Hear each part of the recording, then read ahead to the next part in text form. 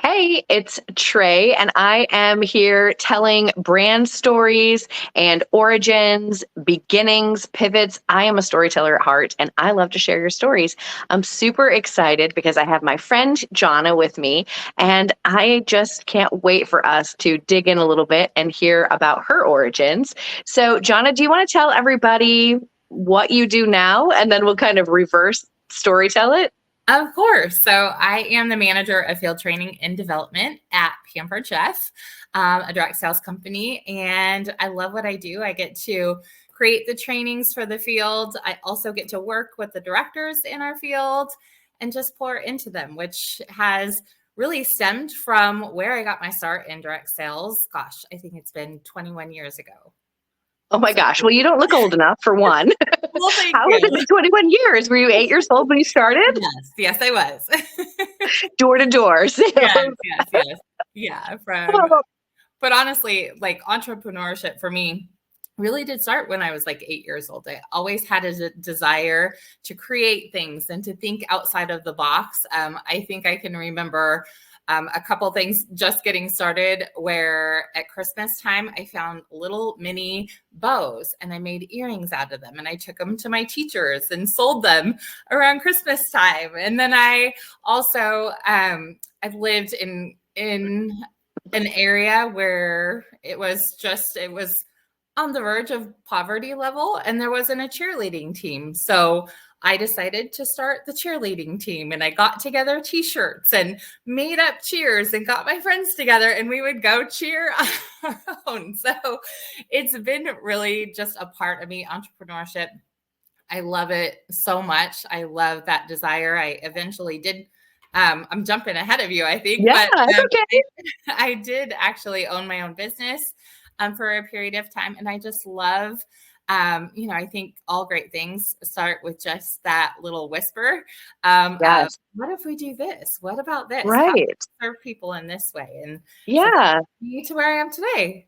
Well, let's talk about that first thing that you started. How old were you? What were things like when you had your first, like, okay, let's try entrepreneurship?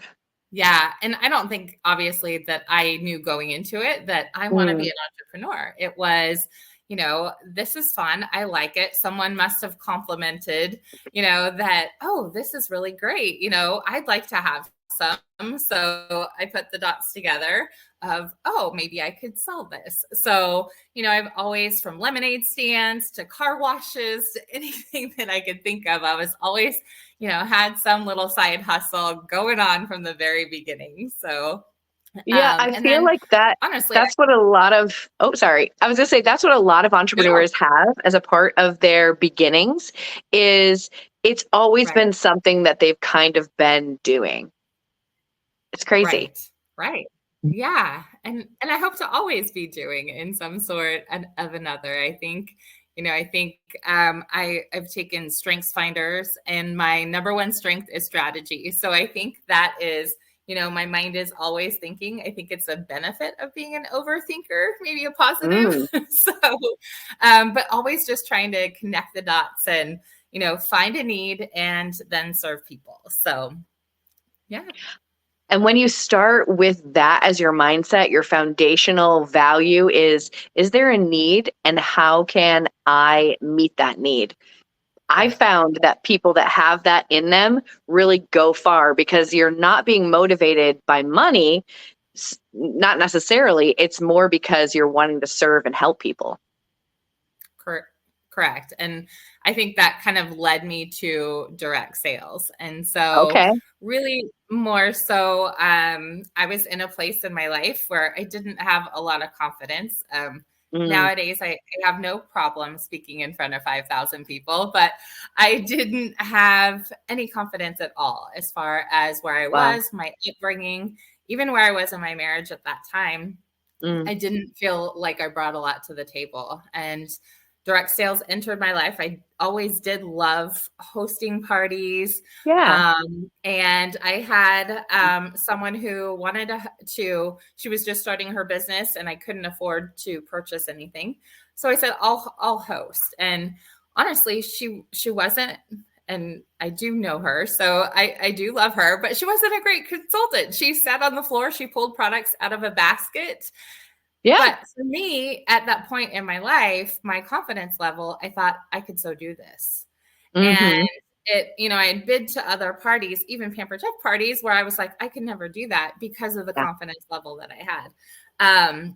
And so I took a step, and I did do it just for me at that time, where I wasn't talking to, I was a homeschool mom, not talking to anyone over, the height of 3 feet tall. Yes, I Had a new relate so baby. deeply. Right, yeah. And I really did start to grow, and that was the beginning of my growth journey. And I think how that kind of tied to now is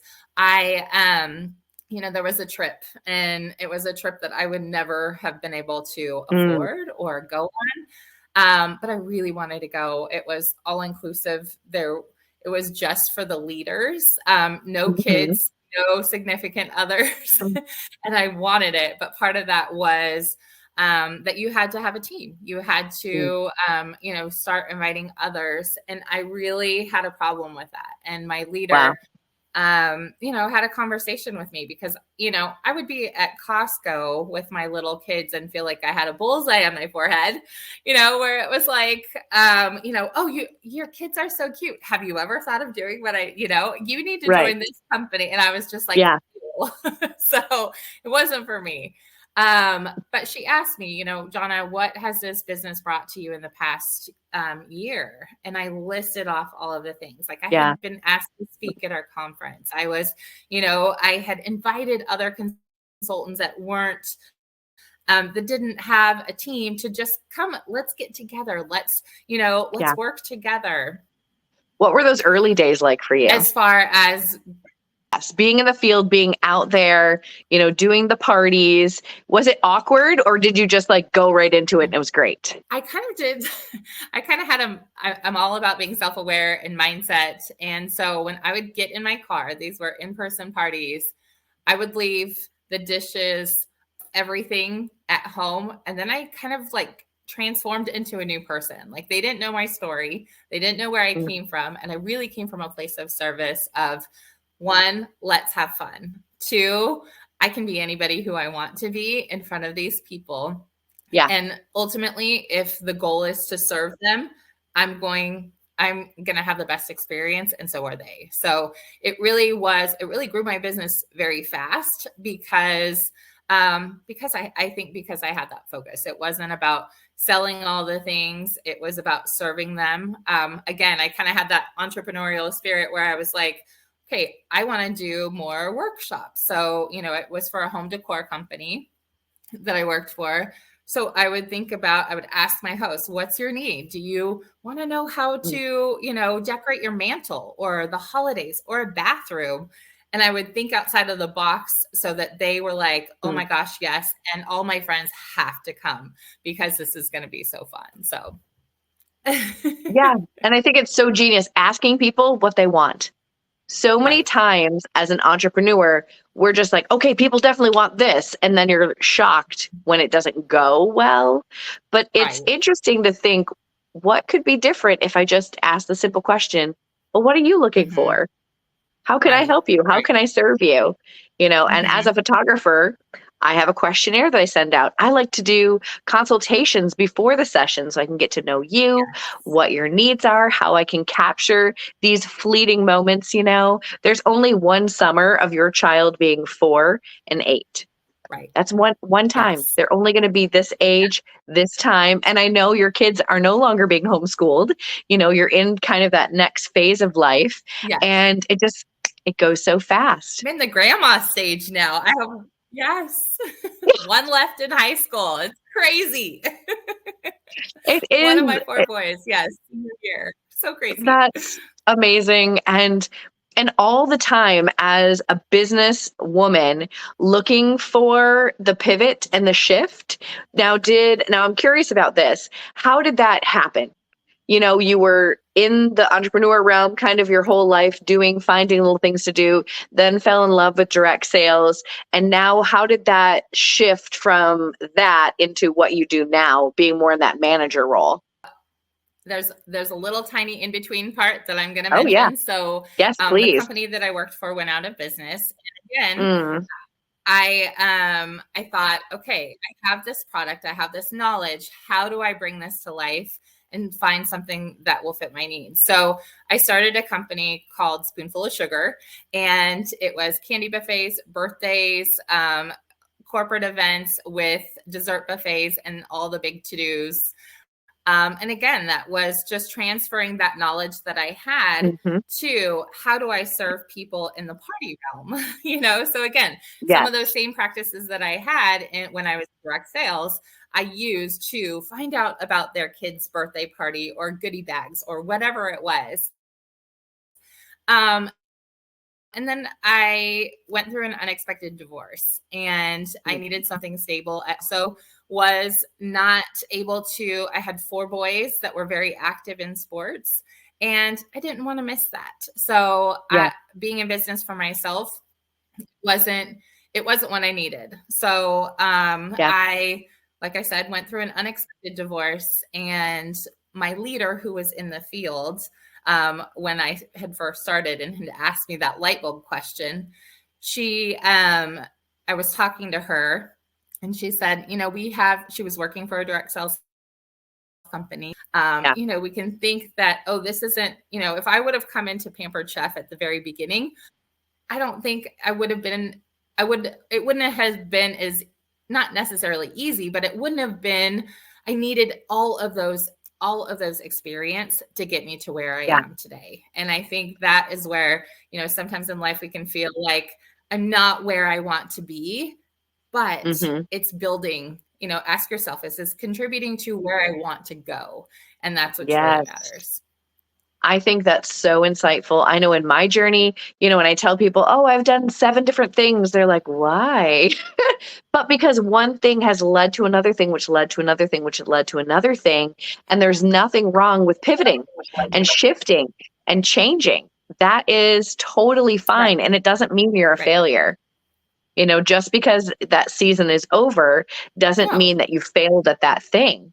So I'm Mhm. curious, what would you tell Right. someone who is kind of standing at the precipice of change or a pivot, or they've just experienced a failure? What do you think the best advice for that person is? Just take a step forward. I think Mhm. action cures fear. And so, I think we can tend to overthink what Mm, we want to do and think about the end or the possible conflicts that can come into play. But I think it's just taking that one step of action. And I know in times of my life, I've had to do a little tough love with myself to say, okay, let's actually write out those things that you are good at. Like, what if you were interviewing for this job or this step that you're going into, what are your strengths? And I think yeah. sometimes we can tend to lean on the negative of, oh, I'm not qualified, or, oh, what if I Mm, fail? But it's not, what have I done in the past to actually get me to where I am and to mm. build that confidence and those things that I am confident in, that I can use that to catapult me forward. That's so true. And that's what I tell people when they think about their personal brand. Who are you? What have you done? What are your life experiences that Mhm. makes you you? And I know sometimes we can think, oh, I'm not special. I'm not unique. I'm not like so and so. Well, comparison, we know where that goes. But still, there are all these things, all these Right, experiences that right. you have that really do make you unique. And I think that's some great advice when you are thinking about the next big move. What do I do next? It's that self evaluation. Do you have any favorites? You said you took an assessment previous and you're strategic. Do you have any favorite assessments or tests? Are you an Enneagram girl? There's a lot, and I love to understand how things work. So I like to take multiple because I feel like I'm pretty complex, but I'm not. And it's been amazing how, certain tests have told me different things in different areas of my life. So I love Mm, Enneagram. I am an Enneagram 3. And I felt like that really connected the dots for me of why I am the way that I am. So an Enneagram 3 is mhm. an achiever. And I was able, I Yes. like to say, to pull the thread. Like, okay, so there's highlights and lowlights of being in, whatever your number is. So I think identifying that has helped me to move forward. Then in a business realm, I do like Strengths Finder. I'm actually at a conference which is talking about the 4 tendencies, and really this is by Gretchen Rubin, and this is I am loving everything. So it's kind of like how you are with your internal and external expectations, and why you are the way that you are, and if it's important to have internal and external or the other, or if it's none. And that is actually my tendency, the rebel tendency. But I think that's kind of like the creative, the entrepreneur tendency, where we want to do it our way, but again, highs and lows. You also need to, if you're leading people, you need to be able to have a way to train other people, work with other people that maybe aren't that type of tendency. So those 3, I think, are great. Those are at the top of my list right now. Well, I'll definitely have to check out that one by Gretchen. That sounds super interesting and definitely a different way. I'm also addicted to taking online assessments. I think entrepreneurs, I'm going to generally speak for all of us, but I think we like that. We want to know ourselves so that we can utilize who we are to the best of our abilities. At least that's the way that I look at it. Now, as I'm wrapping up here, I'd love to know if you have any advice for the entrepreneur who's just starting out on their journey. What would you say to them to encourage them? I think I would preface it with, you're going to fail a lot. And that just means that you're trying and you're learning. And, if you stay true to what that passion is and serve people, you will get there. But I think it's important for you not to be short-sighted. It's not about a short goal. It's not about making $1 million today. It is being in it for the long game and being fluid enough to understand that maybe something that you had figured out at the beginning, or that, the method that you were going to do your business, you might need to adjust. So I like to say that plot twist is my middle name. And I've had lots of different things in my life that have caused me to plot twist, but it has all helped me to move forward. It didn't feel like it at that time. I thought my spoonful of sugar business was going to be it, and it wasn't, but it was a step to lead me where I need to go. And I think too, you can't always see that when you're in the moment, but you can see kind of how, if you're old enough to remember, connect the dots, when you were little, drawing the line to the number, and you don't really know what you're creating until you look back on it and you see how all of the dots connected. And that's really what it is in entrepreneurship, having those conversations, being authentically you. Don't try to be somebody else. Somebody else already is. And so figure out what makes you you and bring that to the world by serving them, and you're going to do just great. So I'm cheering you on big. Thanks. I appreciate that insight, that wisdom. Now, if people want to get in touch with you, they're so inspired by you, what's a good place for them to follow you or find you? Oh gosh. Let's see. I'm all over the place. So do you have an Instagram? Probably. I do have Instagram. So let me, I have a couple. So let me just make sure I'm giving you the right one. So it is Johnna, JOHNNA _B, BEE, which that's going to have to change soon because I'm getting married and I will now be an N. So, but for now, yes, find me on Instagram. Yes. And I would love to connect with you. I'm a people person. My door is always open. So if I can serve or help in any way, I'm happy to. So, and thank you, Trey. This has been so much fun. Thanks so much.